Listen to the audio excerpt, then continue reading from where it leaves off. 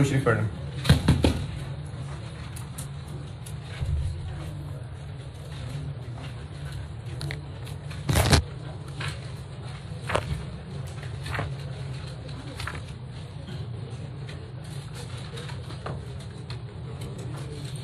Question 8 कर रहा था मैं कल।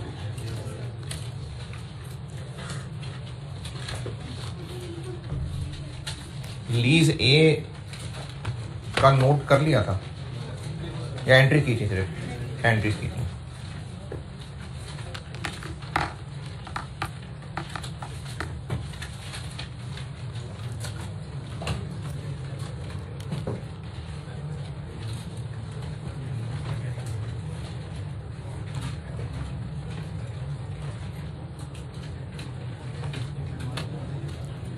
लीज बी,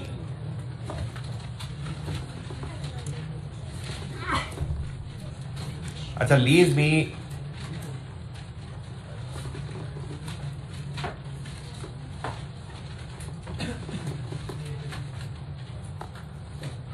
अच्छा लीज ए में हमने एनआईएल कैसे निकाली थी? पीबी ऑफ जीएल किस पे निकाली थी, किस रेट पे? 15% पे। ये मैंने कल नहीं बताया था कि ये 15% क्यों लिया, ये मैंने बताया नहीं था, आज बताऊंगा इंशाल्लाह। लीज बी ऑपरेटिंग लीज है कि फाइनेंस लीज है? ऑपरेटिंग लीज है। एक तो इसकी लाइफ से अंदाजा हो रहा है, दूसरा पैसे थोड़े हैं, कॉस्ट ही पूरी नहीं हो रही, तो ये ऑपरेटिंग लीज है। ऑपरेटिंग लीज में क्या करते हैं? रेंट इनकम, एसेट को बुक्स में रखते हैं, डेप्रिशिएट करते हैं और रेंट इनकम को बनाते हैं। किस तरह, कितना कितना? स्ट्रेट लाइन बेसिस पे, अनलेस के कोई और मेथड बताया हो। और उसका एक एग्जाम का हिंट ये बताया था कि डेप्रिसिएशन मेथड से हम इसको रिलेट कर सकते हैं। तो डेप्रिसिएशन चूंकि स्ट्रेट लाइन पे है तो ये लीज या रेंट इनकम भी स्ट्रेट लाइन पे ही बनेगी। 1 जनवरी 9 को कैश डेबिट। अच्छा चूंकि पैसे मिल रहे हैं साल के शुरू में, दो काम कर सकते हैं, दोनों में से कर एक देता हूं और दूसरा दबानी बता दूंगा।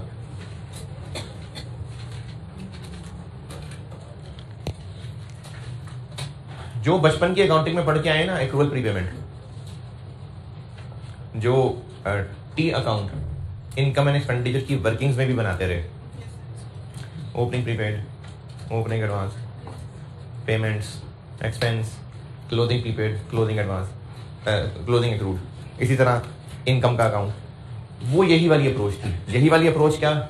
जो मिल रहा है सब इनकम है, ये सोचे समझे बगैर कि इस साल की है कि अगले साल की है कि पिछले साल की, जो मिल रहा है इनकम है।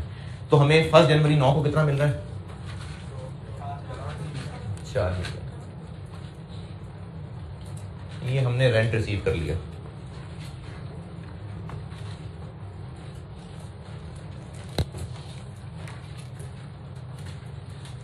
ईयर एंड पे आके हिसाब करेंगे कि रेंट इनकम कम बनती है तो और बना लेते हैं, ज्यादा बनती है नहीं, हमने कम बनाई है तो और बना लेते हैं, ज्यादा बना ली है तो एडवांस बना लेते हैं। साल के एंड पे हिसाब किताब करेंगे। ये बात दोबारा सुनिए, ऑपरेटिंग लीज है, जो पैसे मिल रहे हैं, एक अप्रोच ये है कि चूंकि शुरू में मिल रहे हैं, एक अप्रोच ये है कि जो मिल रहा है सब इनकम है। साल के एंड पे हिसाब किताब कर लेंगे कि इनकम ज्यादा बना ली है कम बना ली है, साल के एंड पे हिसाब किताब कर लेते हैं।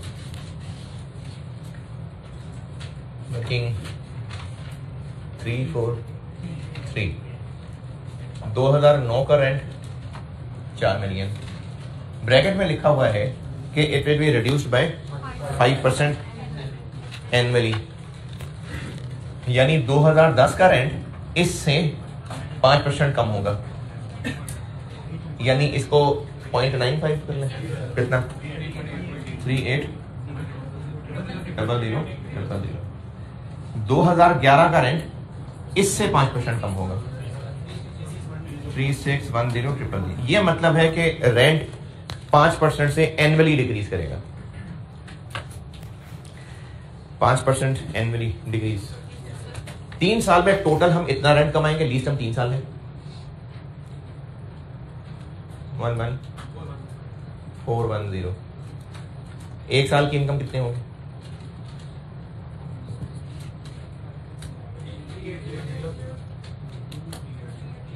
इसको कर लेंगे 3 पे डिवाइड, 3803। ये रेंट इनकम होनी चाहिए।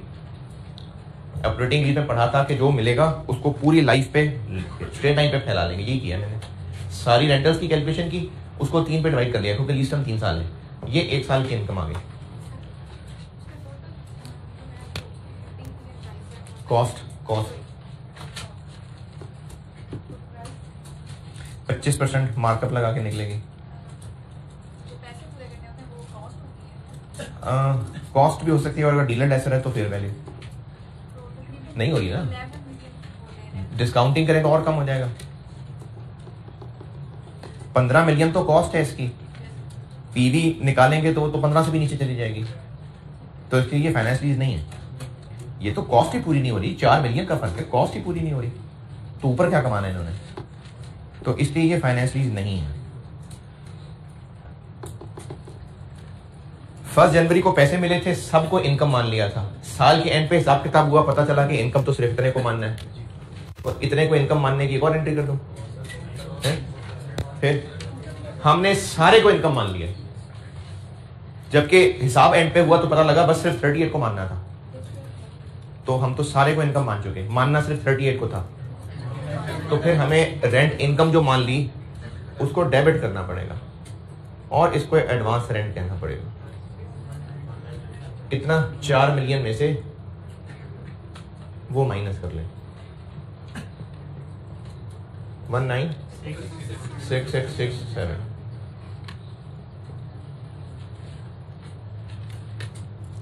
अच्छा, मैंने इससे पहले जो ऑपरेटिंग लीज के 1-2 सवाल करवाए थे, उनमें ये इसलिए नहीं हुआ था कि मैंने वहां पर रेंट की पेमेंट एंड पे जाके रखी थी। इस सवाल में साल के शुरू में थी, इसलिए हमें ये काम करना पड़ा। ये सवाल पहले हमने इस तरह का नहीं किया था। इसलिए नहीं किया था क्योंकि मैंने जितने 2 मेरे ख्याल में सवाल कराए थे, उनमें पेमेंट की डेट ही ईयर एंड की रखी थी। उसमें यह काम करने की जरूरत नहीं पड़ रही थी। उसमें सीधा ही हम एंड पे ही कैलकुलेशन कर रहे थे, कैश डेबिट, जितनी इनकम क्रेडिट होनी बनती है वो इनकम क्रेडिट, और उसी वक्त ही एडवांस या रिसीवेबल बना लिया था। यहां पर चूंकि पैसे साल के शुरू में मिल रहे हैं, तो इसके 2 हल हैं। या सारे को इनकम बना ले, साल के एंड पे आके देख ले इनकम ज्यादा बनाई है कि कम बनाई है, एक ये हल। दूसरा हल ये होता है कि साल के शुरू में मिल रही है, अभी सबको एडवांस कह दें और साल के एंड पे आके साफ कर लें, तो फिर एडवांस से निकाल के इनकम बना। यानी इस सवाल का सॉल्यूशन ये 2 एंट्री भी हो सकती थी, और ये भी हो सकता था cash debit advance rent credit 4 million से, और साल के एंड पे आके इसमें से कितनी इनकम बना ले, 3803। तो एडवांस रेंट डेबिट और रेंट इनकम क्रेडिट 3803, ये भी हो सकता था। ये दोनों काम ठीक है। बचपन से जो फॉलो करते आए हैं वो ये है, इसलिए मैंने ये कर दिया। जो आप टी अकाउंट्स की प्रैक्टिस करते आए ना FR1 में, नॉन प्रॉफिट ऑर्गेनाइजेशन के सवालों में, वो असल में ये वाली अप्रोच होती है। तो इसलिए मैंने ये अप्रोच कर दी। दोनों अप्रोचेस दोबारा सुने। हम ये भी कर सकते हैं जो मैंने किया कि जो मिला सब इनकम, साल के एंड पे आके देखेंगे कि कम बनाई है कि ज्यादा बनाई है। दूसरी अप्रोच ये है कि जो मिला सब एडवांस, साल के एंड पे जाके देख लेंगे कि उसमें से कितना निकाल के इनकम बनानी है। ये दोनों तरीके ठीक है जी। हाँ, यानी 1 जनवरी पे ही ये कंपाउंड एंट्री कर लेते हैं। 1 जनवरी पे कंपाउंड एंट्री की जा सकती है कि शुरू में ही हम cash debit 4 million, rent income credit 3803 और एडवांस रेंट क्रेडिट 196 कर सकते हैं।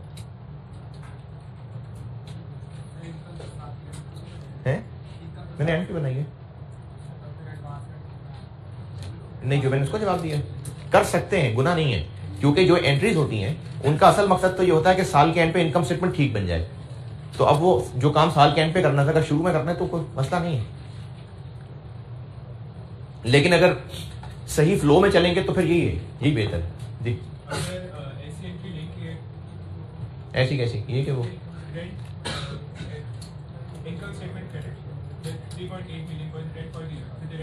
रेंट इनकम क्रेडिट, हाँ नहीं, ये जो सामने लिखी इनके अलावा वाली जो मैं ज़बानी बता रहा था वो पूछ रहे हैं।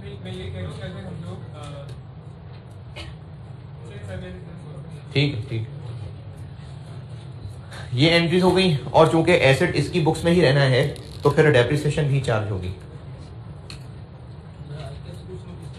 ये ऐसे ही था मेरे ख्याल में, देख लेता हूँ मैं, लेकिन मुझे याद तो ऐसे ही था।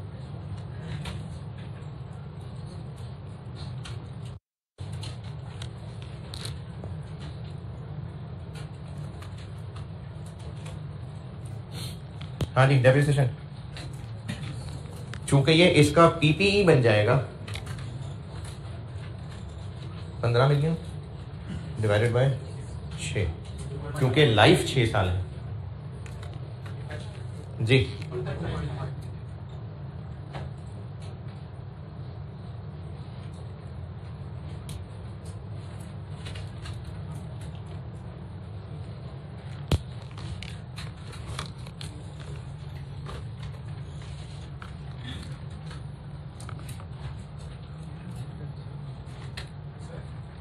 एक मिनट में ना वो देख लूँ कि आई कैप के सोल्यूशन में इसको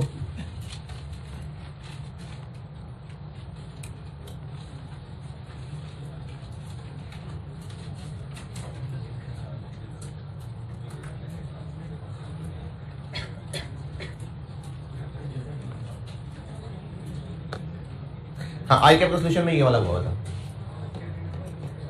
तो ठीक है, दोनों प्रोसेस ठीक है। अच्छा, इसमें ना एक एंट्री मेरे हिसाब से और होनी चाहिए, वो आई कैप के सोल्यूशन में भी नहीं थी, एग्जामिनर ने भी को खास लिफ्ट नहीं कराई होगी इस एंट्री को, लेकिन मेरे ख्याल में वो होनी चाहिए थी। उसको खास लिफ्ट इसलिए नहीं करवाई होगी क्योंकि हो सकता है कि लेसर पहले ही कभी ये काम कर चुका हो, लेकिन वैसे चलो आपके नॉलेज के लिए बता रहा हूं, हो सकता है आइंदा इस तरह का सवाल आए और उसमें लिखा हो कि ये मशीन खरीदी ही अभी थी, कुछ ऐसी बात लिखी हो। मैं आपको एंट्री बताता हूं जो मेरे ख्याल में और होनी चाहिए। ये इस मशीनरी का सप्लायर भी है, पहली लाइन में लिखा हुआ है, तो ये सारी मशीनरी उसकी एंट्री है ना। लेकिन अब क्या हो रहा है, वो तो ऑपरेटिंग लीज पे दे रहा है और उसको तो हम पीपी बना रहे हैं, तो मेरे ख्याल में एक एंट्री और 1 जनवरी 9 पे होनी चाहिए थी कि इन्वेंट्री क्रेडिट और पीपी डेबिट, इन्वेंट्री क्रेडिट और ये मशीनरी पीपी डेबिट, कि अब ये पीपी बन गया तभी तो डेप्रिसिएशन चार्ज होगी। तो ये एक एंट्री मेरे ख्याल में 1 जनवरी को और होनी चाहिए थी, लेकिन शायद इसलिए एग्जामिनर ने लिफ्ट ना कराई हो कि ये थोड़ी लिखा है कि ये मशीनरी अभी खरीदी है, क्या पता पहले कभी खरीदी हो और पहले ही ऑपरेटिंग लीज पे देता आ रहा हो और वो पहले ही इसको पीपी बना चुका हो, तो इसलिए ये एंट्री नहीं थी सोल्यूशन में। क्या बात, तो वो पहले ही इसको पीपी बना चुका होता ना। अगर ये पहले भी ऑपरेटिंग लीज पे वाली मशीनरी दे रहा होता तो यकीनन पहले ही इसको डेप्रिशिएट कर रहा होता, वो पहले ही उसको इन्वेंट्री क्रेडिट करके पीपी बना चुका होता।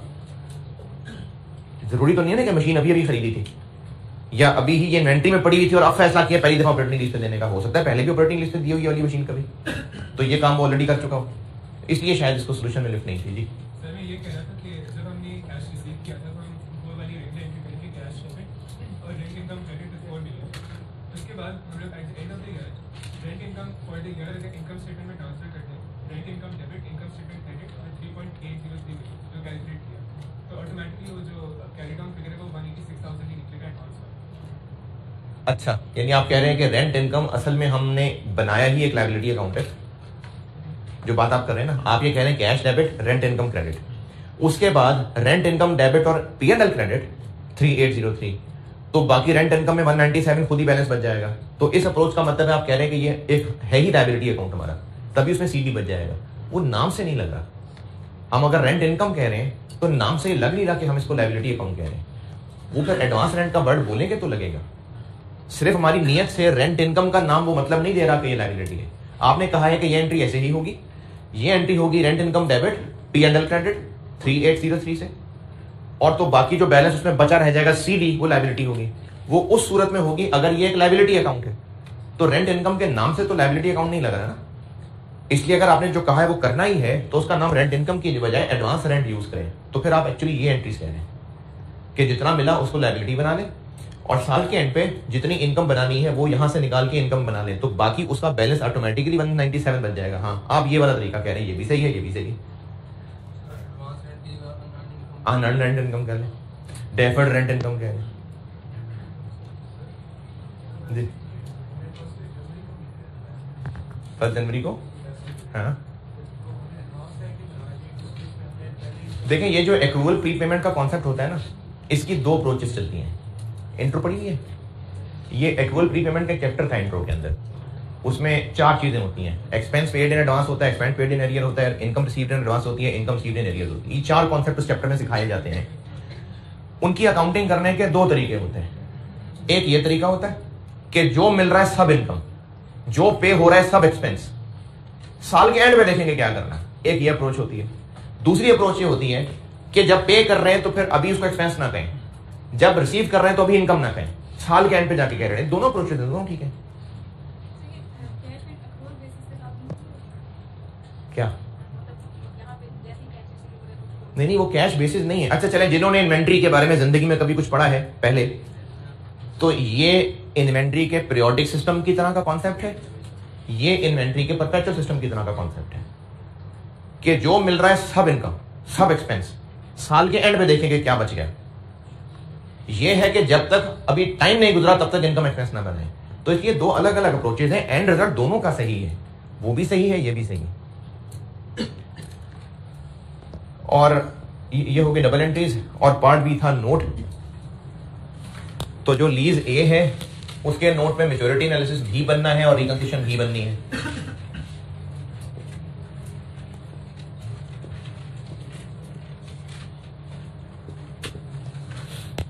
लीज ए में कितने साल बाकी?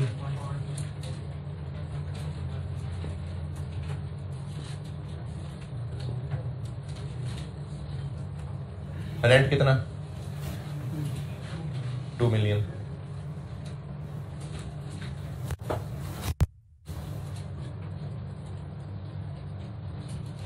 और reconciliation total lease payments 10 million.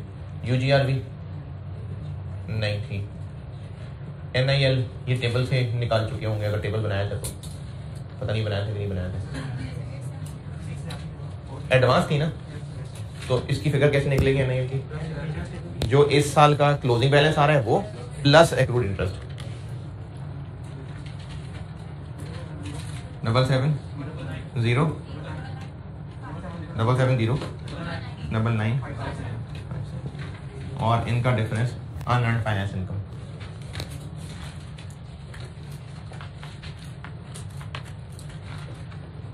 और लीज बी के मैच्योरिटी एनालिसिस में क्या आएगा? ऑपरेटिंग लीज में डिस्क्लोजर में सिर्फ मैच्योरिटी एनालिसिस होता है, उसमें क्या आएगा? 2 साल। कौन कौन सी अमाउंट आ जाएगी? ये और ये। बस हो गया।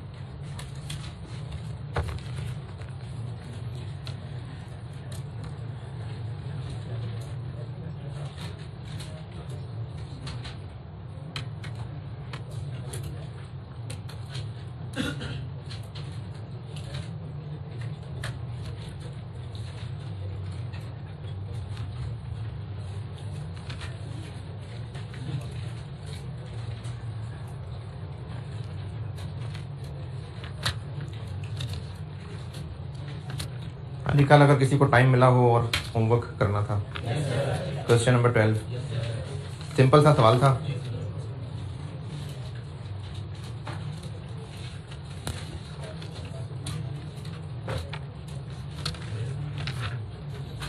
इसमें मेरे पास कुछ नहीं है बताने को, आपने कुछ पूछा है तो पूछें।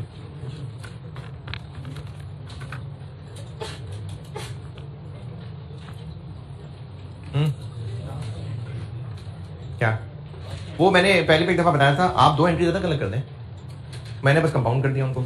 जो 2 एंट्री हम अलग अलग पढ़ चुके हैं आप अलग अलग कर लें। हैं किधर है, कौन है, कहाँ?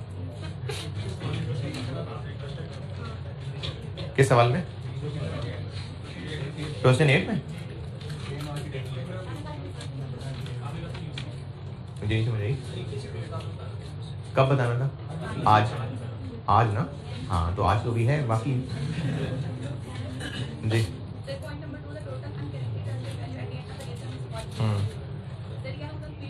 कि 10 गाड़ियों की एक ही।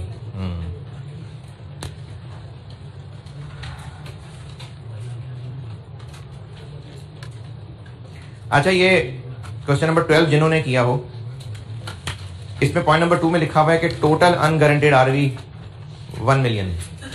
ये एक ट्रैक्टर की है कि 10 ट्रैक्टर की है? अच्छा, पॉइंट नंबर 3 6375454, ये एक ट्रैक्टर का रेंट है कि 10 ट्रैक्टर? 10 ट्रैक्टर का है, क्योंकि एक ट्रैक्टर है ही 2 मिलियन का बेचते, तो वो वैसे ही 2 मिलियन का बेचते हैं, तो उसकी एक इंस्टॉलमेंट थोड़ी 6.3 मिलियन होगी। तो इसी वजह से ना ये पॉइंट नंबर 2 में वर्ड टोटल भी आ गया, तो इसलिए 10 ट्रैक्टर्स ही का है। फिर भी अगर सवाल में इस तरह की कोई एम्बिग्विटी आ जाए तो आप उसके बारे में नोट लिख दिया करें। और बल्कि इसका एक और हल है, नहीं बल्कि वो नहीं वो हल पकड़ा ही नहीं जाना। आप इसके बारे में जो समझें वो फिर पेपर में लिख दिया करें कि ये एक ट्रैक्टर का है कि 10 का है। वैसे अगर बाकी डाटा को देखेंगे ना तो ये 10 का बनता है, एक का बनता नहीं है, क्योंकि नया 2 मिलियन का है और 4 साल बाद बचे कुचे की गारंटीड आरवी 1 मिलियन होगी। तो ये डेटा से मैच नहीं खा रहा, बाकी बहुत ज्यादा है ये एक के हिसाब से, इसलिए ये 10 ट्रैक्टर्स की टोटल यूजी आ रही है।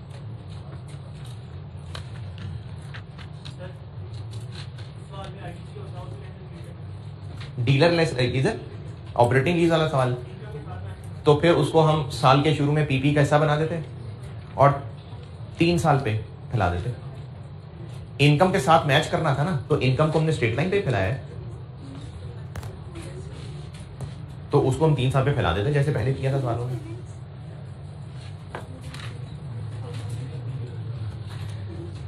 चलें, क्वेश्चन 8 डन जी। इंटरेस्ट रेट के अलावा जी,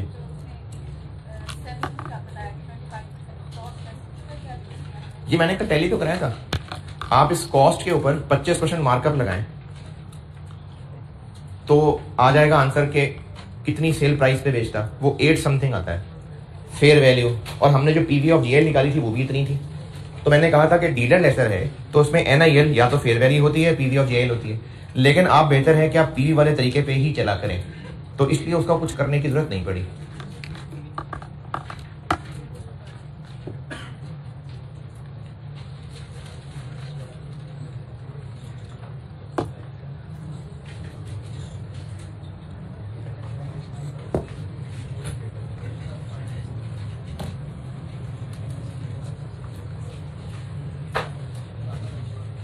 अच्छा, मैंने ना कल एक बार जुबानी की थी तो वो मैं लिख ही देता हूं।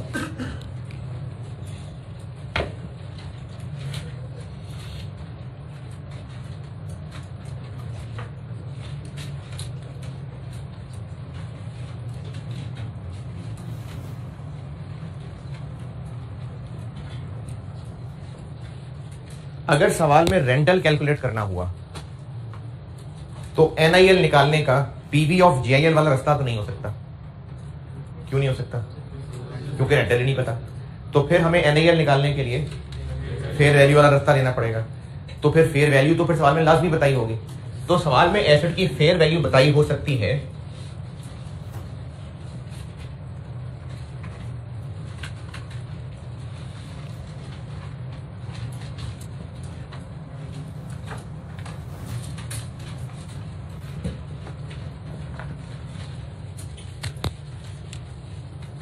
मैं ये बता रहा हूं कि हमें अगर सवाल में जरूरत पड़ी एसेट की फेयर वैल्यू जानने की तो फिर वो सवाल में बताई हो सकती है।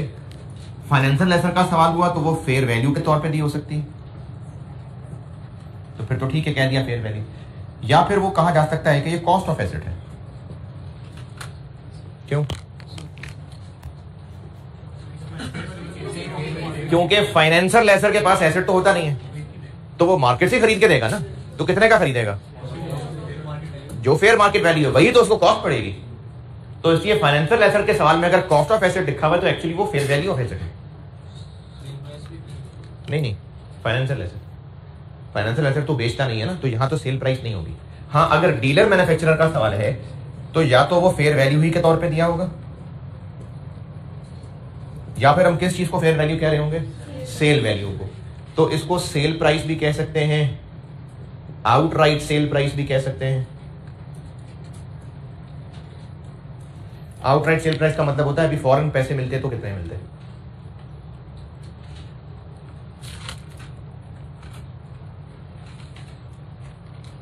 जी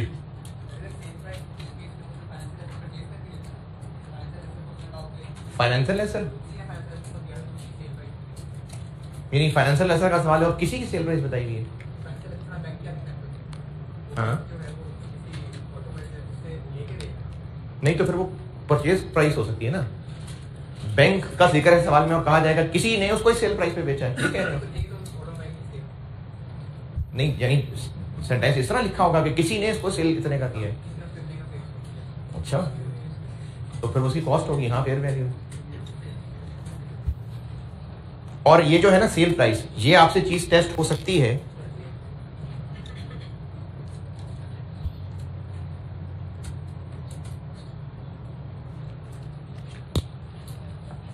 कि ये नॉर्मली इतने का बेचता है इतना डिस्काउंट देने के बाद, यानी टेस्ट लिखा हो कि इतनी प्राइस का बेचता है सब्जेक्ट टू 10% डिस्काउंट, तो वो जो डिस्काउंट के बाद है फिर वो सेल प्राइस है। हाँ जी क्या चीज, नहीं हम डिस्काउंट के बाद ही की फिगर को फेयर वैल्यू बोलेंगे। अगर सवाल में कुछ ऐसा लिखा हुआ है ना कि इतने की चीज प्राइस मार्केट में लगती है लेकिन वो उस पर 15% डिस्काउंट देने के बाद बेचता है, तो वो जो डिस्काउंट के बाद की फिगर है वही फेयर वैल्यू। नहीं फेयर वैल्यू नहीं ना कितने का बेचता है, नहीं वो मार्केट नॉर्म्स हैं। ये मार्केट नॉर्म्स होती है कि प्राइस ज्यादा बता के डिस्काउंट दे दिया जाता है। जैसे स्टूडेंट्स कॉलेज में जब एडमिशन लेते हैं और मार्केट में नॉर्म्स की वजह से डिस्काउंट होता है ना, तो वो मार्केट नॉर्म्स की वजह से होता है।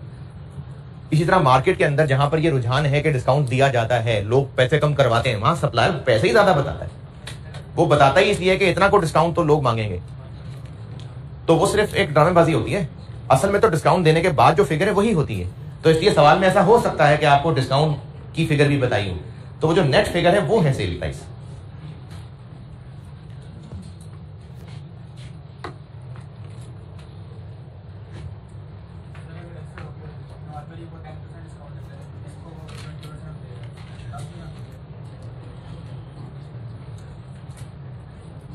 होना चाहिए नहीं, फिर वो फेयर वैल्यू नहीं हो सकेगी, तो फिर ये मजबूरी भी नहीं होगी फेयर वैल्यू, फिर वो पीवीएफ जेल वाला रास्ता खुला होगा।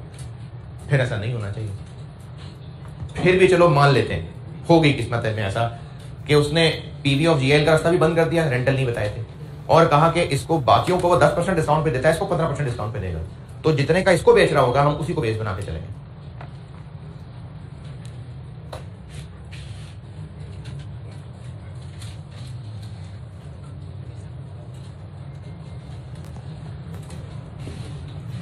लेजर की लास्ट चीज, ये एक स्पेशल सिनेरियो कह लें, ये डीलर मैन्युफैक्चरर के केस में होता है और ये एग्जाम क्वेश्चन में 2 दफा टेस्ट हो चुका है।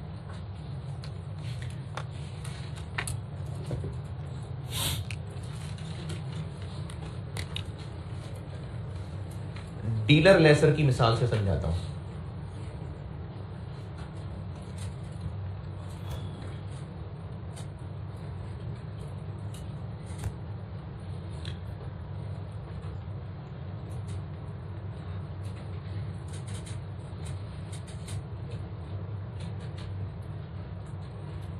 अच्छा ये समझना इतना आसान नहीं है, बताता हूं,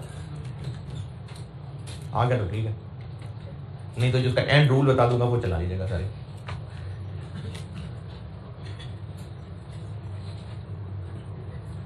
ये किसके बराबर होगा, NIL, और डीलर लेसर है तो इन अदर वर्ड्स ये फेयर वैल्यू प्लस IDC, बस फेयर वैल्यू।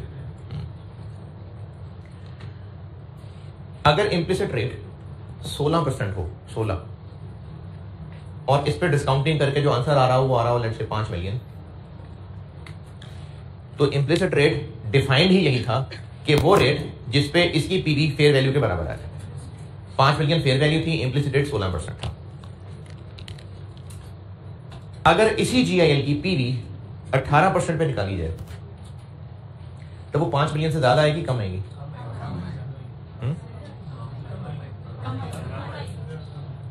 डिस्काउंट रेट बड़ा कर दें तो पीवी कम आएगी, 4.2 कर लेते हैं चले। अच्छा, अगर 13% पे करें तो 5 मिलियन से ज्यादा आएगी, 6 मिलियन कर लेते हैं। आईएएस में एक रूल लिखा हुआ है और उस रूल का कॉन्टेक्स्ट ये है, आईएएस में एक बात लिखी हुई है कि बाज़ औक़ात होता यह है कि डीलर, मैन्युफैक्चरर, लेसर कस्टमर को जो इंटरेस्ट रेट कोट कर रहा होता है कि हम आपको इतना रेट चार्ज कर रहे हैं, वो झूठ बोल रहा होता है, सही नहीं कर रहा होता। उसमें अंग्रेजी लिखी हुई है आर्टिफिशियली लोअर रेट। उस सूरत में आईएएस कहता है कि आप जो एनआईएल रिकॉर्ड करेंगे वो होगी लोअर ऑफ फेयर वैल्यू या फिर PV of lease payments at market interest rate.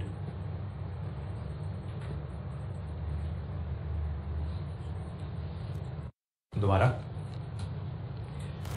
IAS कहता है कि बाज़ औक़ात डीलर, मैन्युफैक्चरर जो लेसी को इंटरेस्ट रेट कोट कर रहा होता है वो झूठ बोल रहा होता है, आर्टिफिशियली लोअर रेट कोट कर रहा होता है। अच्छा, लोअर रेट कोट करने से क्या होगा? पीवी कम हो जाएगी ना। ध्यान से सुनिएगा, हमने सेल्स किससे रिकॉर्ड करनी होती है? अभी फिलहाल वो यूजीआरवी को कीप इट सिंपल, यूजीआरवी छोड़ देते हैं। सेल्स किस अमाउंट से रिकॉर्ड होती है? पीवी ऑफ जीआईएल, एनआईएल यानी, या फिर फेयर वैल्यू। फेयर है, इतने से सेल रिकॉर्ड होनी चाहिए। लेकिन अगर ये बहुत ज्यादा नोन नहीं है, अगर लेसी को इसका ज्यादा अंदाजा नहीं है, हो सकता है लेसर लेसी को कहे और अपने ऑडिटर को भी कहे कि हम तो सिर्फ 12% रेट चार्ज कर रहे हैं। असल में 16 किया उसने, असल में उसने 16 किया, लेकिन वो कहे नहीं नहीं हम तो सिर्फ 12% इंटरेस्ट चार्ज कर रहे हैं। तो लेसर ये बात इसलिए चाह रहा है कि हम तो 12% चार्ज कर रहे हैं ताकि सेल्स रिकॉर्ड करते हुए क्या हो, इसकी डिस्काउंटिंग की जाए 12 पे, और जब एक थोड़े रेट पे डिस्काउंट करेंगे तो पीवी, थोड़े रेट पे डिस्काउंट करेंगे तो पीवी ज्यादा आ जाएगी। तो आईएएस कह रहा है कि ये बढ़ा चढ़ा के सेल्स नाम को बताने देना।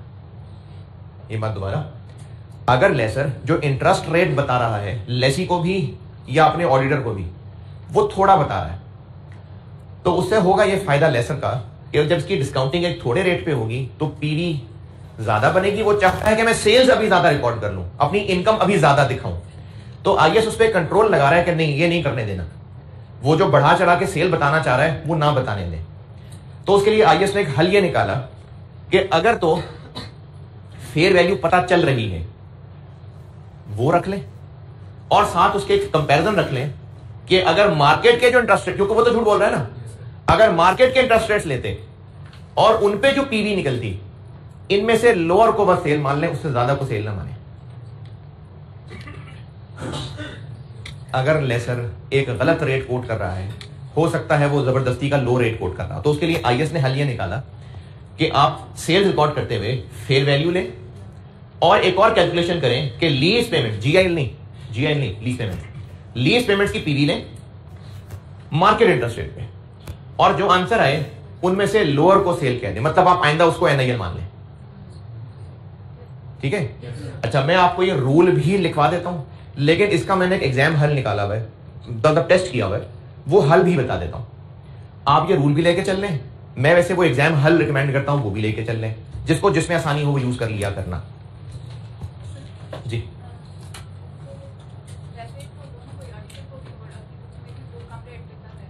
नहीं, अब आईएएस ने ये जुमला लिख दिया तो वो नहीं कर पाएगा ना। हाँ,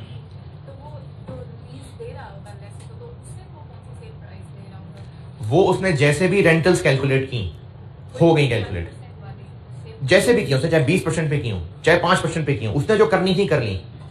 आईएएस ये कह रहा है, चलो मैं इसको एक और एंगल से बताता हूं, झूठे रेट को छोड़े एक और तरीका बताता हूं।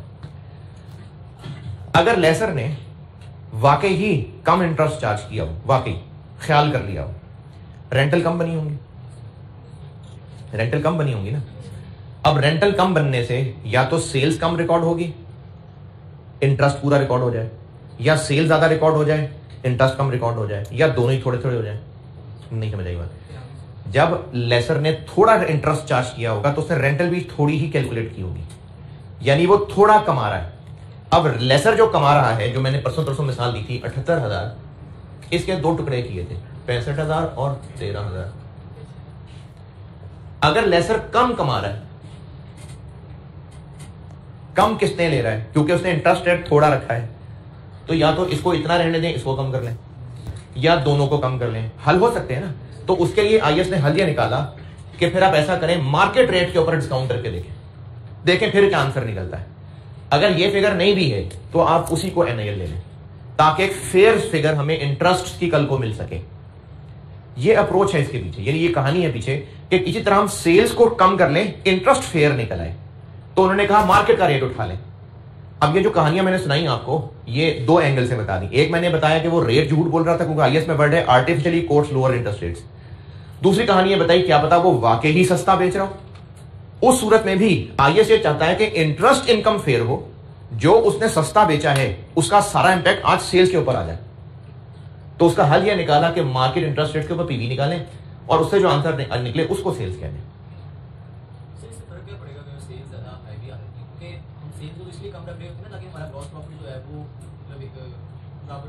बिजनेस चाहेगा अगर कि हम ज्यादा से ज्यादा सेल्स रिकॉर्ड करें, तो ये स्टैंडर्ड्स की अप्रोच के खिलाफ है कि हम लोग ओवरस्टेट कर रहे हैं इनकम्स को। इसको बचाया जा रहा है। और आप लोग सीफैप में ना एक फाइनेंशियल इंस्ट्रूमेंट से टॉपिक अभी भी पढ़ेंगे, लेकिन अभी वो चीज नहीं होगी। सीफैप में होगी कि अगर हम किसी को सस्ता एंड लोन दे रहे हो तो क्या होता है। तो उसमें भी ना एक्चुअली यही अप्रोच होती है कि मार्केट रेट को यूज करके इस्तेमाल करें। तो आईएएस की अप्रोच ये है कि कल को इंटरेस्ट पूरे आए, जो हम कस्टमर को सस्ता बेच रहे हैं उस सारे का इंपैक्ट सेल्स पे आ जाए। ये ऑब्जेक्टिव है इसके पीछे। अब ये कहानी तो चलो मैंने आपको समझाने की कोशिश कर ली, जिम्मेदारी थी मेरी। एग्जाम में क्या करना है, दो रास्ते बता रहा हूं, दोनों में से जो आसान लगे। और ये जो वो 6-7 लाइनें छोड़ी थी ना, ये मैं वो बात करने लगा हूं। इनिशियल मेजरमेंट में जो 6-7 लाइनें छोड़ी थी, ज्यादा छोड़ी थी तो अच्छी बात है, वही सब बात हो रही है। इनिशियल मेजरमेंट में जो भी जगह छोड़ी हुई है, इनिशियल मेजरमेंट में जो आपके पास जगह बची हुई है, अब मैं वो भरने लगा हूं।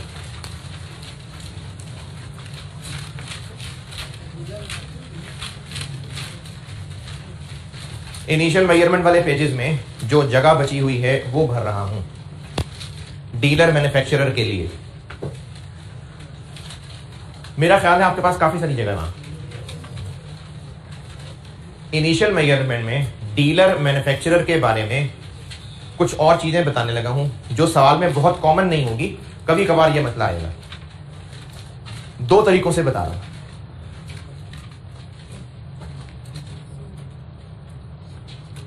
अच्छा, जो तरीके बताने लगा हूं ना, वो आईएएस के इस पैराग्राफ को सवाल में स्टूडेंट कैसे करेगा उसका फार्मूला बना के दे रहा हूं। ये तरीका टेस्ट भी हुआ है और उस्तादों से कंफर्म भी किया हुआ है, मैं अपने उस्तादों से भी। आईएएस का जो रूल है उसको सवाल में स्टूडेंट कैसे करे, इसके लिए ये तो रूल है ही है। मैंने एक और फार्मूला बनाया हुआ है जो टेस्टेड है। तो पहले मैं वो फार्मूला लिखवा देता हूं, उसके बाद ये रूल भी लिखवा देता हूं। तो अब वहां पर कहीं भी जगह है तो लिखिए। पहली एंट्री के बाद जगह छोड़ी थी तो वहीं लिख लें, क्योंकि वो असल में पहली एंट्री के हवाले से बात रही।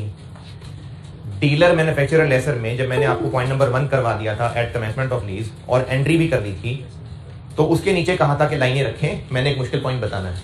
ये वो पॉइंट बता रहा हूं, note.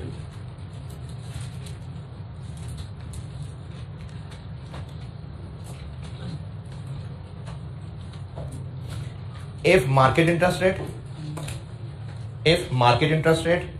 and implicit rate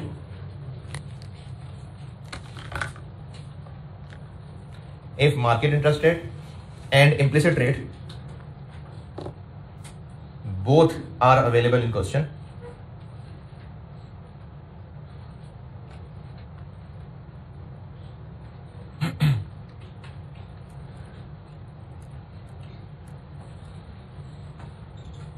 then repeat कर रहा हूं कि अगर आपके क्वेश्चन में मार्केट इंटरेस्ट रेट भी है और इम्प्लिसिट रेट दोनों दिए हुए हैं, तो फिर इनमें इसका इस्तेमाल करना है। देन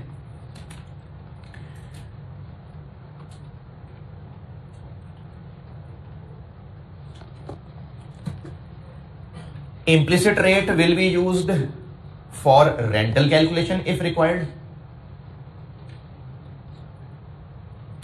Then के बाद कहा है implicit rate will be used for rental calculation if required. यानी अगर सवाल में रेंटल कैलकुलेशन भी रिक्वायर्ड है तो उसके लिए इम्प्लिसिट रेट यूज होगा क्योंकि वो डेफिनेशन का हिस्सा है. इसलिए रिपीट कर रहा हूं, अगर इम्प्लिसिट रेट और मार्केट इंटरेस्ट रेट दोनों गिवन है then implicit rate will be used for rental calculation if required and for all other calculations and accounting.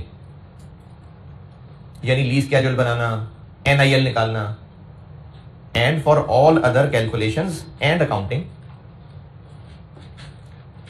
यानी एनआईएल निकालना भी, डबल एंट्री में जो एनआईएल यूज हो रहा है उसके लिए भी, और लीज स्केड्यूल के लिए भी. तो for all other calculations and entries higher of the both rates will be used. Higher of the both rates will be used. ये वो बात है जो मैंने सोच समझ के उस्तादों से सीख के कंफर्म करके टेस्ट करके हल बनाया है आप लोगों के लिए आईएएस की इस ख्वाहिश को पूरा करने के लिए. ये जो मैंने बात सिखाई है ना, ये टेस्टेड उस्तादों से सीखी हुई. स्टूडेंट ने क्या करना है, वो हल निकाला हुआ है आईएएस की इस ख्वाहिश को पूरा करने के लिए. यानी अगर सवाल के अंदर ये इम्प्लिसिट रेट होता, ये मार्केट रेट होता और सवाल में रेंटल भी कैलकुलेट करना पड़ता तो रेंटल इससे कैलकुलेट करते और बाकी एनआईएल निकालना, लीज स्केड्यूल बनाना वो किस पे करते, 18 पे. और अगर ये 13 होता तो रेंटल कैलकुलेशन तो 16 पे ही करते, ये सारे काम भी 16. ये है जो भी बात लिखाई है. किस चीज में अभी सवाल करते हैं, देख लीजिएगा यार. अभी मैं सवाल कराता हूं ना फिर आपको नजर आ जाएगा कि किस में डिफरेंस आप पूछना चाह रहे हो, डिफरेंस आ रहा है कि नहीं आ रहा. हाँ नहीं लेसर, अच्छा ठीक है. यानी लेसर ये चाह रहा होता है कि मैं ज्यादा हैवी सेल्स बना लूं, इंटरेस्ट इनकम थोड़ी कर लूं. तो आईएएस कह रहा है कि नहीं, इंटरेस्ट इनकम पूरी रखो, सेल्स को कम करो जो कम करना है. जी बिल्कुल. नहीं, रेंटल्स में तो बाय डेफिनेशन इम्प्लिसिट रेट लगना है क्योंकि इम्प्लिसिट रेट की डेफिनेशन ही यही है कि जो पीवी ऑफ जीआईएल को बराबर कर दे फेयर वैल्यू के, वो तो by definition he implicit rate है. नहीं, इम्प्लिसिट रेट की डेफिनेशन यही है. अगर सवाल में इम्प्लिसिट रेट दिया हुआ है तो उसकी डेफिनेशन ही यही थी जो पीवी ऑफ जीआईएल को फेयर वैल्यू के बराबर कर दे, वो तो डेफिनेशन थी. इसलिए इम्प्लिसिट रेट रेंटल के लिए तो वही लेना है, लेकिन बाकी अकाउंटिंग करने के लिए वो फिर इन दोनों में से हायर.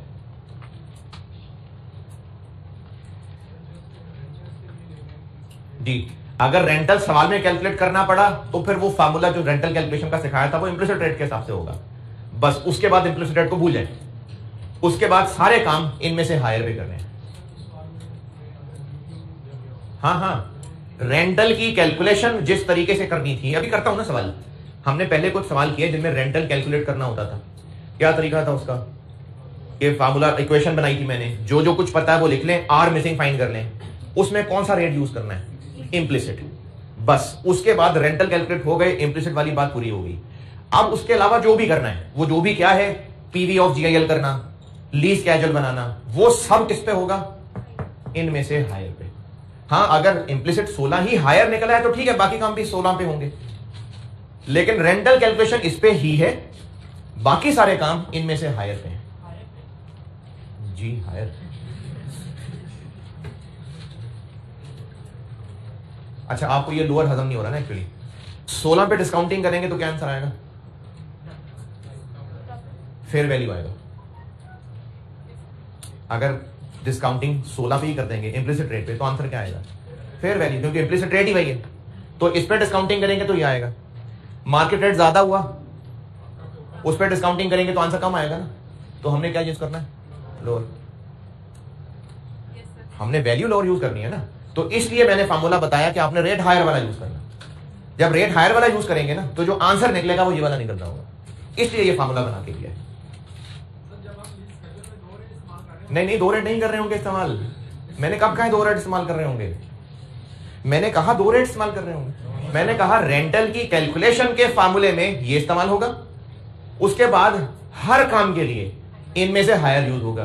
अभी करते हैं ना सवाल, फिर आपको पता चल जाएगा कि कैसे हो रहा है। इस सवाल का जवाब सवाल मैं सॉल्व करता हूं, सवाल उसमें आ जाएगा आपका। अच्छा, ये मैंने वो बात लिखवाई है जो मैं कह रहा हूं कि आप फार्मूला लगा लें। उसके अलावा ये बात भी लिखवा देता हूं क्योंकि ये चीज आपसे एमसीक्यू में भी पूछी जा सकती है कि डीलर डेसर सेल्स कितने पे रिकॉर्ड करेगा, higher of these two, lower of these two, इस तरह की एमसीक्यूज बन सकते हैं। तो उसके लिए ये रूल आईएएस वाला भी याद रख लें। तो इसी पेज पे जहां कहीं जगह है आप वहां लिख लें कि ये जो ऊपर सर ने नोट लिखवाया ना, ये असल में इलाज है आईएएस के इस रूल तक पहुंचने का। इस पेज पे जहां भी जगह है आप वहां लिख लें ये बात कि जो ऊपर सर ने नोट लिखवाया है वो असल में हमारे लिए एग्जाम का हल है आईएएस के इस रूल तक पहुंचने के लिए। और फिर ये रूल लिख लीजिएगा कि सेल्स शैल बी रिकॉग्नाइज्ड। जो लोग देर में होश में आते हैं फिर सुन लें, मैंने आपको जो अभी नोट लिखवाया इसका क्या करना है, एग्जाम में आपने ये करना है यूज। और ये कब जरूरत पड़ेगी करने की, जब मार्केट रेट और इम्प्लिसिट रेट दोनों होंगे। करना ये है। अब ये क्यों बनाया ये रूल, ये असल में आईएएस के इस पैराग्राफ को कवर करने के लिए बनाया। तो आप वो आईएएस का पैराग्राफ भी लिख लें, ये याद होगी बात तो एमसीक्यूज में टेस्ट हो सकती है।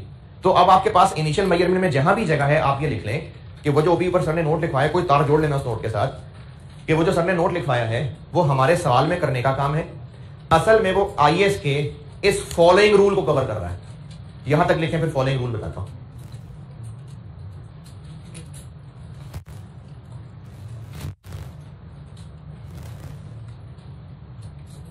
लिफ्ट ही नहीं करा रहे आप, लिख नहीं रहे।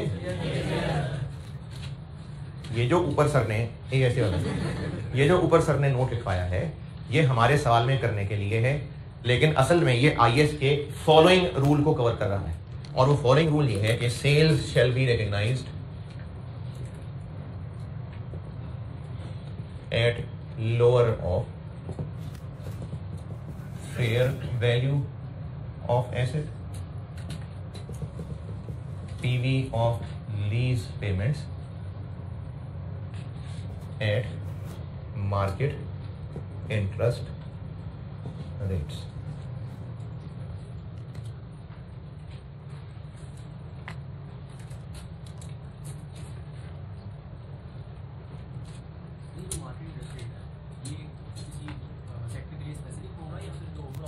इसके बारे में ना ये आईएएस नहीं बताता, ये बिजनेस से फैसला करना होता है। जैसे अगर ये कहा जाए कि भाई ये सीए की मार्केट में फीस का रेट क्या चल रहा है, तो ये कुछ लॉ थोड़ी बताएगा, ये तो मार्केट के हिसाब से पता चलेगा।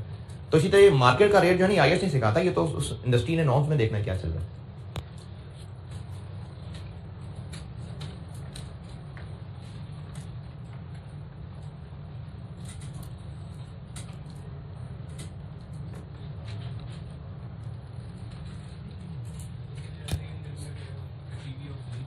क्या जी? जी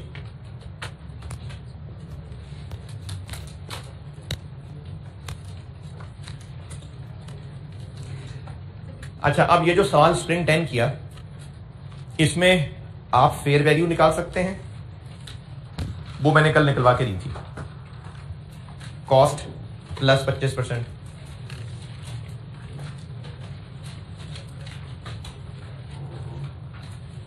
कॉस्ट प्लस 25%, कल जबानी बताया था।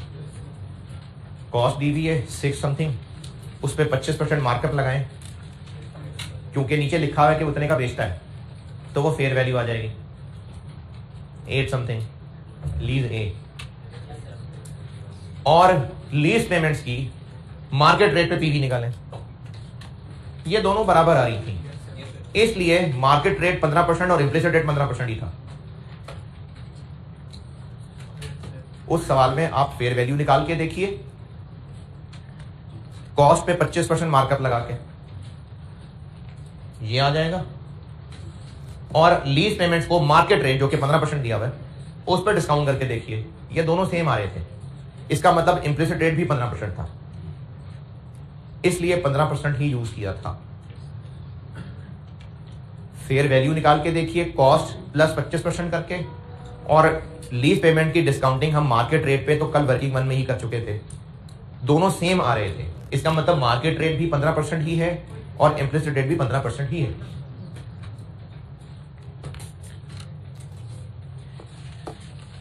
चले लेसर में इधर उधर कोई जगह अगर कोई खाली छोड़ी हुई थी तो बता दें, मुझे नहीं लगता कोई छोड़ी हुई जगह है अभी। लेसर सब पूरा हो गया। और एक सवाल इसका करा देता हूं, ये जो अभी बात की, और इसका एक सवाल होमवर्क है, बेशक आज कर लें बेशक कल कर लें, लेकिन कर जरूर लें। अभी आपको मैं सवाल करा रहा हूं क्लास में, क्वेश्चन नंबर 14। क्वेश्चन नंबर 14 पढ़ लें, ये मैं बोर्ड पे करता हूं।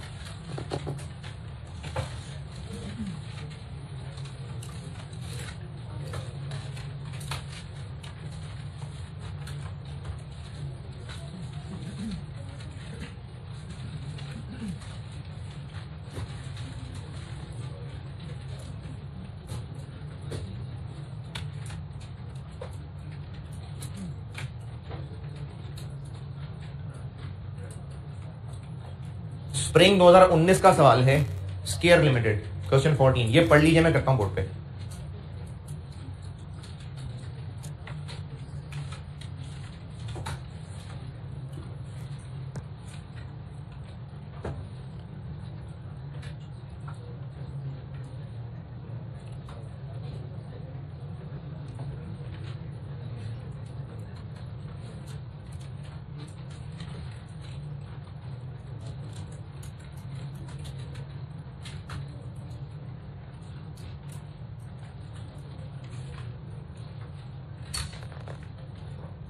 सवाल पढ़ने को यार।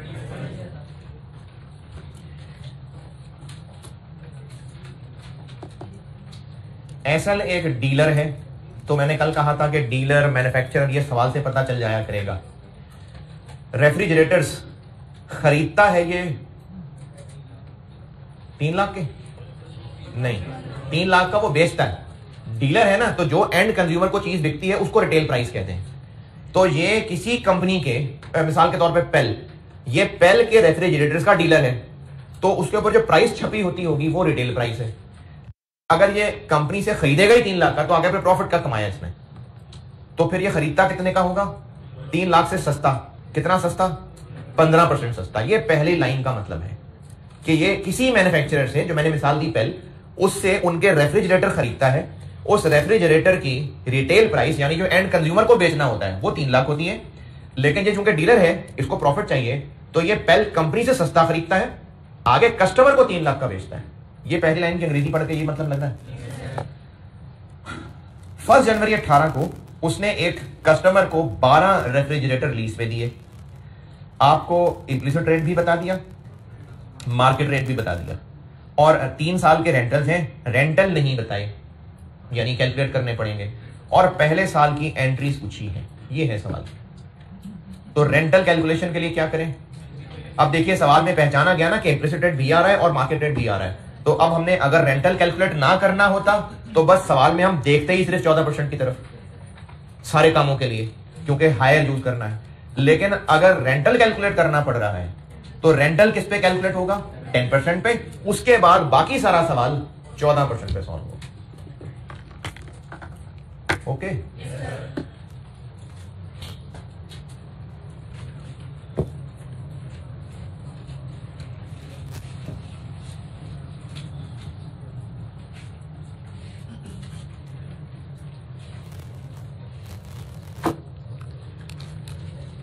स्प्रिंग 19 फर्स्ट कब दिया लीज पे? 1 जनवरी 18। Lease receivable debit, cost of sales debit, sales credit और इन्वेंट्री क्रेडिट। यूजीआरबी है तो बस कॉस्ट ऑफ सेल और इन्वेंट्री दोनों बराबर कॉस्ट में आएंगे, किसी एक के साथ ब्रैकेट लगा लेते हैं। कितने रेफ्रिजरेटर हैं? 12, और एक की कॉस्ट कितनी? 3 लाख का 85%। ठीक है, ये कॉस्ट 15% सस्ता खरीदते हैं ना, तो ये हमें कॉस्ट पड़ती है, और 12 रेफ्रिजरेटर हैं, और ये काफी बड़ी फिगर आ जाएगी। तो मिलियन करना है मिलियन कर लें, 1000 करना है 1000 कर लें, है जी 1000 कर लें। तो कॉस्ट ऑफ सेल आ जाएगी 3060,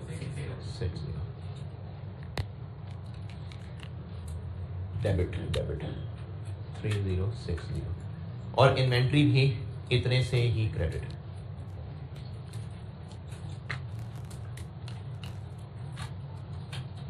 NIL निकालते हैं, लेकिन उससे पहले रेंटल निकालते हैं।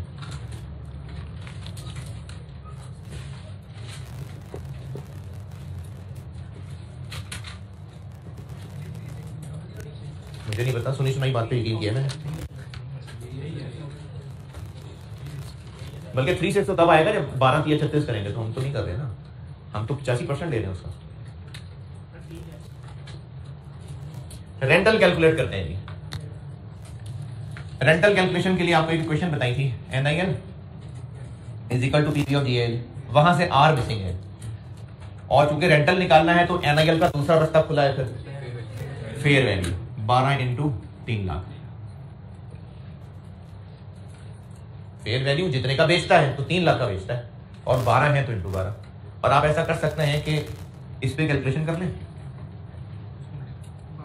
इस पे कैलकुलेशन कर लें और बाद में 12 से मल्टीप्लाई कर लें, ये कैलकुलेशन कर लें, तो बाद में 12 से कर लें, ये भी ठीक है। NIL इज इक्वल टू एक R एज इट इज और बाकी R रह गए, इस पे करो 10 इम्प्लिसिट रेट पे, पावर -2। रेंटल इम्प्लिसिट रेट पे निकालना, 3 लाख क्या फेयर वैल्यू 3 लाख है ना। हाँ, तो वो डिस्काउंट वाला डिस्काउंट नहीं है जो हम कस्टमर को दे रहे हैं, वो तो हमें कॉस्ट पड़ रही है सस्ती, हम तो रिटेल प्राइस का बेच रहे हैं। वो जो डिस्काउंट मैंने कहा था वो तब था कि हम कस्टमर को बेचते हुए को डिस्काउंट दे रहे होते, तो सेल प्राइस की बात कर रहा हूं ना। तो हम अगर कस्टमर को बेचते और ये कहते होते कि 3 लाख रिटेल प्राइस है लेकिन हम तुमसे 5% डिस्काउंट दे देंगे, तो फिर वो 5% माइनस करके जो आंसर आता उसको हम फेयर वैल्यू लेते। ये वाला जो डिस्काउंट है ये हमें खरीदते हुए मिल रहा है, कस्टमर को तो हम पूरे 3 लाख का बेच रहे हैं जी। एक ये, 2 ये इन एडवांस, आगे बढ़ो ना। तो इन एडवांस है ना, तो एक R एज इट इज, बाकी 2 रह गए। इसको सॉल्व करेंगे तो R आ जाएगा 13160112, और हम चूंकि वहां 1000 में चल रहे हैं तो हम बस 1316 ले लेंगे।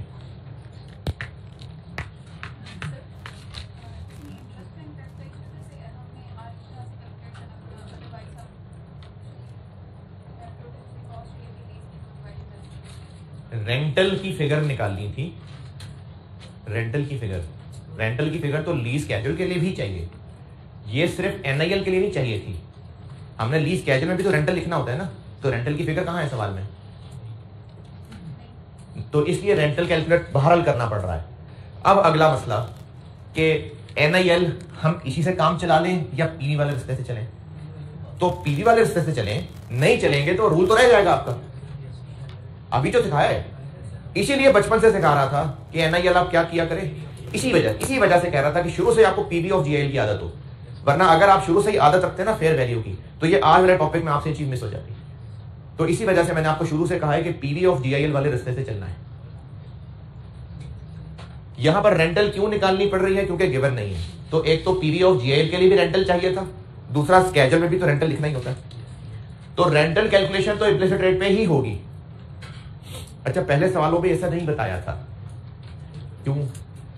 क्योंकि पहले किसी सवाल में ये होता नहीं था कि 2 रेट्स हों। ये वहां मसला आएगा जहां पर आपको सवाल में इम्प्लिसिट रेट और मार्केट रेट देनी है, ये तब मसला आएगा। इसलिए ये टॉपिक ही आप करा के इसको सवाल करा रहा हूं। इससे पहले जो मैंने कल खुद बोर्ड पे एक सवाल किया था, 1.5 किया था, आज पूरा किया है। एक सवाल होमवर्क दिया था जिसने भी किया, उनमें ये मसला नहीं था, इस सच इसमें है। और NIL निकाल लेते हैं, NIL निकालेंगे PV ऑफ GIL एट 10% और 14%।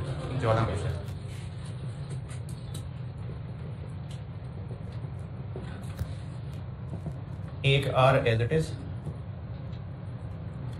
प्लस 1316 1 माइनस 1.14 348 1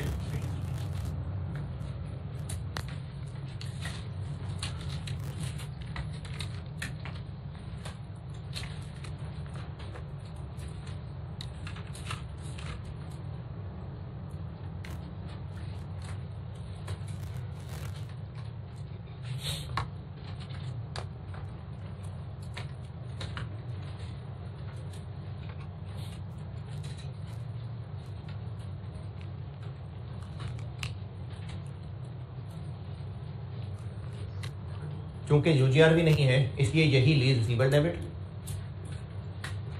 और यही सेल्स क्रेडिट।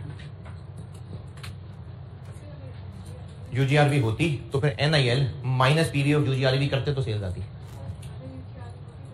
हाँ फिर वो भी यूजीआरवी भी आती है यहाँ पर, यहाँ आती है। नहीं प्लस यूजीआरवी डिस्काउंट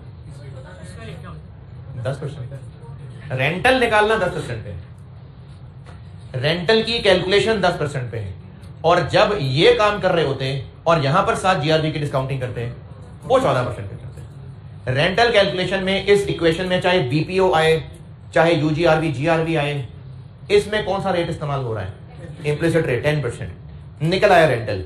अब उसके बाद जब पीवी ऑफ जीआईएल निकालना है, रेंटल बीपीओ जीआरबी यूजीआरबी, उस पूरी कैलकुलेशन के लिए इम्प्लिसिट और मार्केट में से आए।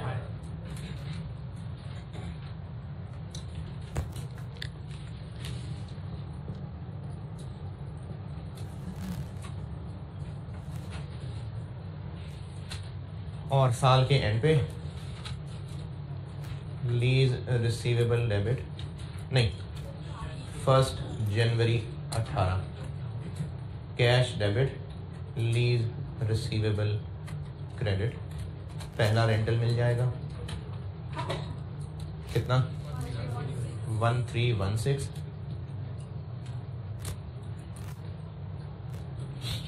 और साल के एंड पे 31 दिसंबर 18 lease receivable debit interest income credit.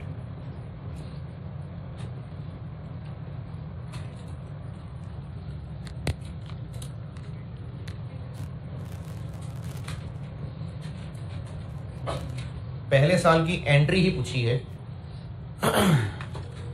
तो स्केड्यूल में बस 2 लाइनें बन जाएंगी।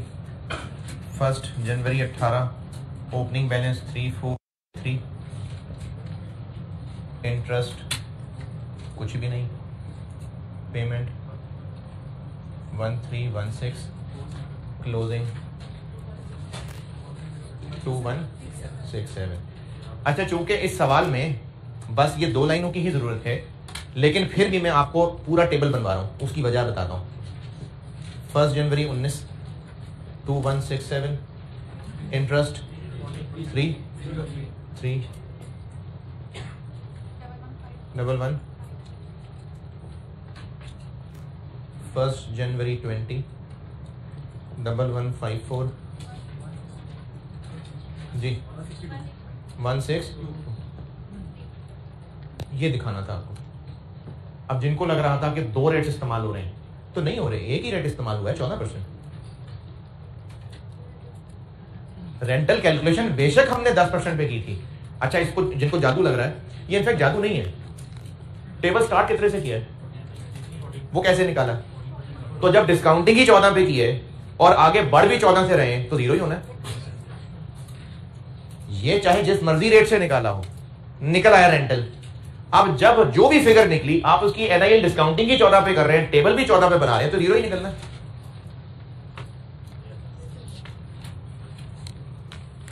तो 31 दिसंबर 18 का इंटरेस्ट ये था जी सवाल।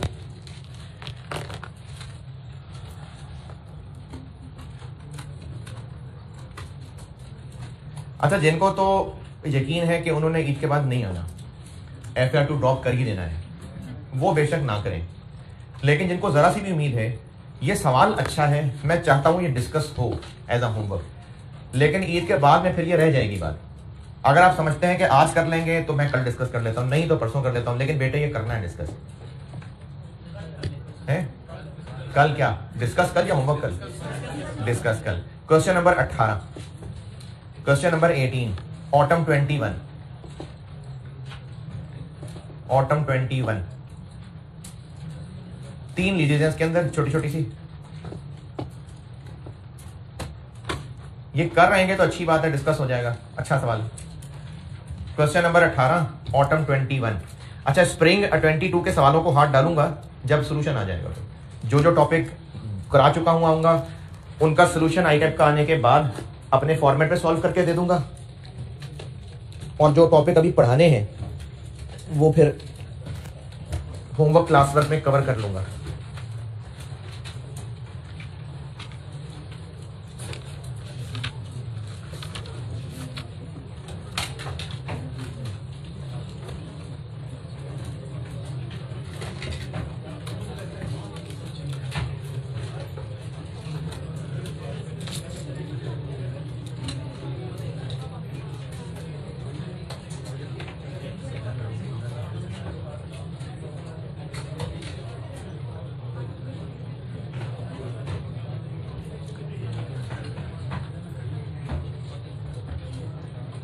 सबसे बड़ा गुनाह कौन सा है? शिर्क। सबसे बड़ा गुनाह शिर्क। और ये वो गुनाह है कि जो अगर मौत तक ठीक ना किया और इसमें मौत आ गई तो कंफर्म हमेशा का जहन्नम है, कंफर्म। और अगर इसके अलावा बाकी गुनाह है और वो तौबा नहीं की, वरना तौबा किया तो सब ठीक है, सब साफ। लेकिन अगर तौबा किए हुए बगैर चले गए तो फिर अल्लाह की मर्जी है, वो चाहे तो माफ कर दे।